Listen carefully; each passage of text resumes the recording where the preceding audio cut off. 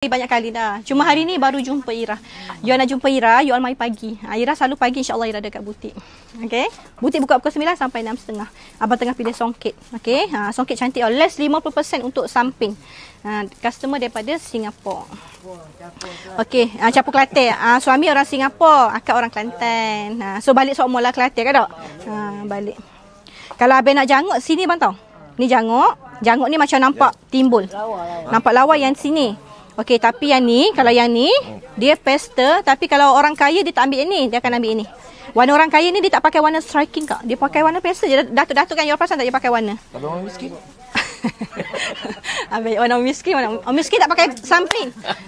Cerita dia senang. Orang miskin tak pakai kan? Tutup cerita. Orang miskin confirm tak pakai samping. Dia gitu. Abang tanya, orang miskin pakai warna apa? Astaghfirullahalazim. You all jangan salah faham tau. Nanti you all